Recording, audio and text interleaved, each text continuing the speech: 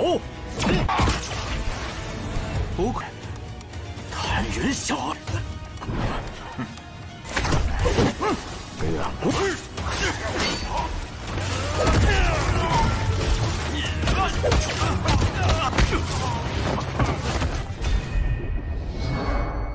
Halo guys, welcome back to Kobe Movie. Dan ini sudah waktunya untuk kita melanjutkan donghua kesayangan, yaitu Teo Pak Boy.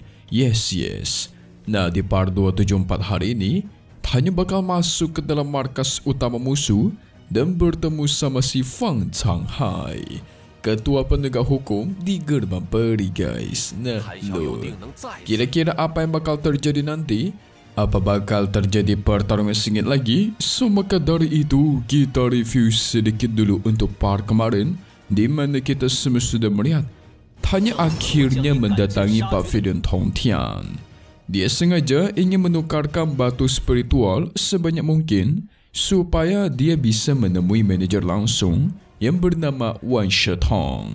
Dan akhirnya mereka bertemu. Tanya pun dibawa ke sebuah tempat khusus. Awalnya sih mengira kalau itu adalah tempat penukaran batu ya guys. Ternyata itu adalah markas dari tempat para assassin atau para pembantai. Nah, sangat kebetulan Tanya memang ingin datang ke sini untuk balas dendam yang sudah lama dia pendam guys. Sehingga gak perlu basa-basi lagi, ketika mereka ingin membantai Tanyun, kera iblis Laoyan pun langsung dikeluarkan dan keluar. Semua musuh dia lawan tanpa ampun. Ini bakalan seru.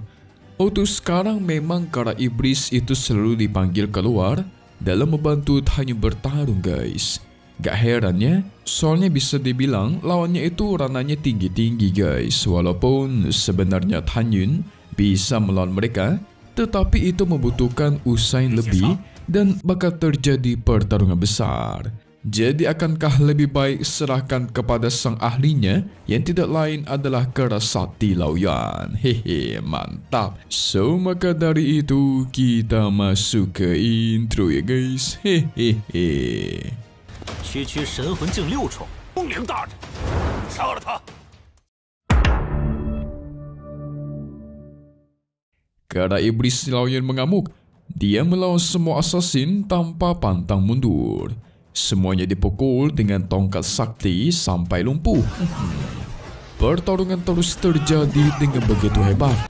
Pada akhirnya sang manajer toko yaitu Wan Shetong menyuruh mereka untuk mundur dan meminta bantuan kepada sang pemimpin.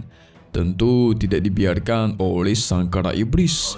Dia pastikan tidak ada yang bisa selamat dari tangannya. Tanya menyuruh Laoyan menyelesaikan ini semua dengan cepat. Mereka yang berusaha kabur itu langsung kera iblis kejar menggunakan teknik teleportasi dan keluar.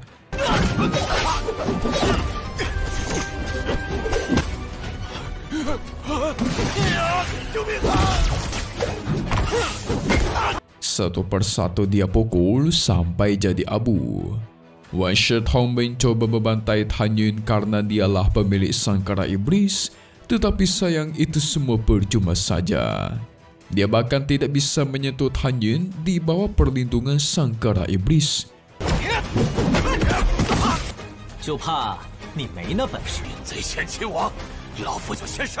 Karena sudah tiada kata kabur, mau tidak mau dia harus turun tangan bertarung melawan sang kera iblis. Senjata pedang dikeluarkan, sekali tebas tiada gunanya. Kera iblis berpindah langsung membalas menyerang. Seketika Shetong meninggoy dan menjadi beberapa jiwa guys. Sedari awal ini semua sudah masuk ke dalam rencananya Tanyun. Karena cuma dengan beginilah dia bisa menangkap semua musuh yang sudah menyerang tetua kedua Shen Qingfeng. Harus masuk ke dalam markas musuh dulu guys. Shetong berfikir untuk kabur menggunakan jiwanya dan memberitahukan kepada sang pemimpin. Tetapi apakah bisa? Hehehe. Cuma satu serangan, semua jiwa Shetong pun dihancurkan. Menyisakan satu saja tuh. gagal dah rencana kaburnya ya kan. Tersisa satu jiwa itu langsung Tan Yun tangkap dan ingin dia interogasi. Tetapi Shet Hong ini orangnya pintar guys.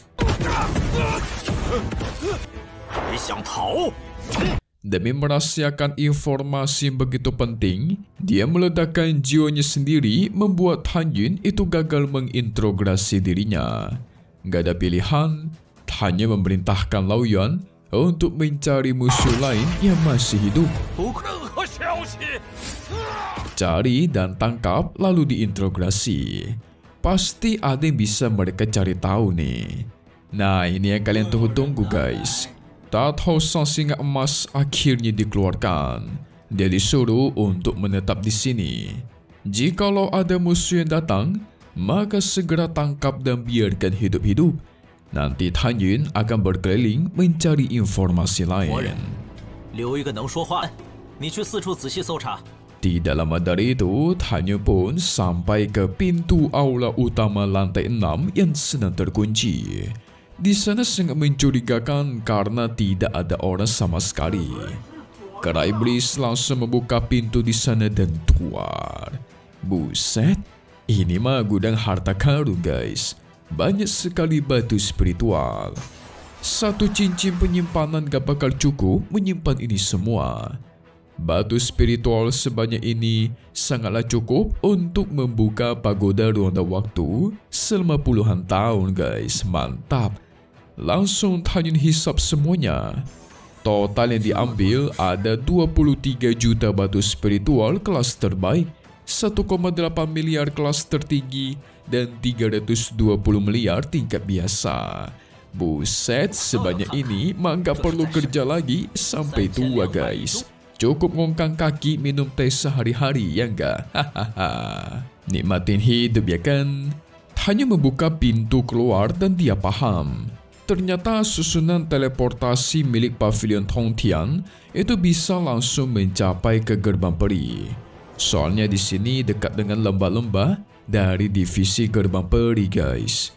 Dari situlah Tan Yun juga mengerti kalau semua batu spiritual yang dia curi tadi itu pasti milik Fang Changhai. Kebetulan sudah sampai ke sini, maka sekalian aja mereka mencari si Fang Changhai itu. Di sana ada dua formasi. Satunya formasi ke Pavilion Tongtian, satunya lagi masih misterius. Tetapi Tan Yun bisa menebak, harusnya susunan teleportasi yang kedua itu nyambung ke tempatnya Fang Changhai. Secara tempat ini adalah milik dia guys. Jadi pas banget nih.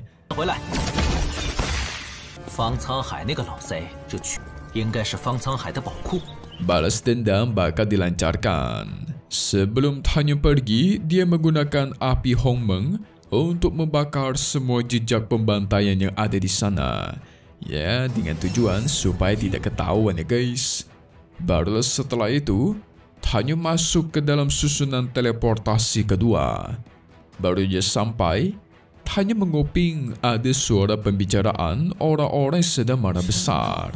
Orang tersebut terus mengoceh karena Tan Yun selalu gagal dihabisi. Itu semakin membuat Dewa Pakboy kita yakin ini pasti tempatnya Fang Changhai. Dan benar aja guys, ternyata di luar Fang Changhai itu sedang marah-marah, memarahi anak buahnya yang tidak becus membantai seorang bocah Tan Yun. Si anak buah pun diberikan waktu 10 hari lagi. Jikalau gagal, maka dia bakal dieksekusi langsung. Karena sebenarnya sudah begitu banyak sumber daya yang Changhai keluarkan hanya demi membantai Tan Yun, tetapi tidak ada satupun yang berguna. Pada akhirnya sang anak buah pun diusir dari sana guys. Masalahnya, kita ingat Changhai diberikan waktu oleh ayahnya untuk membantai Tan Yun dan Su Ping. Kalau dia gagal, maka jabatannya dicabut, bahkan bisa dieksekusi. Nah, di sini Changhai membuat target waktu selama 10 hari. Jikalau gagal, maka semua anak buahnya seperti Yao Ying beserta Washet Hong dan anak-anak buah lain itu bakal diusir dan dieksekusi. Wah, pembersihan total ya guys. Sementara Tanyun bersama sang kera iblis sudah bersiap menyergap dirinya.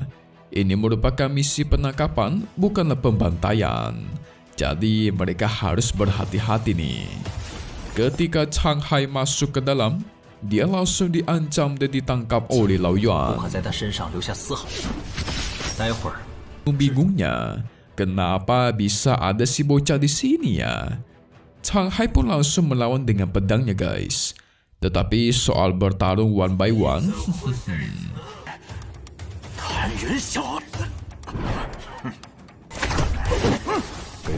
tidak ada yang bisa menandingi sang kera sakti. Pada akhirnya Chang Hai dipukul tanpa henti. Bahkan sudah terjatuh pun, Lao-nya pukul sampai mau pingsan. Dari situlah Chang Hai menyatakan menyerah.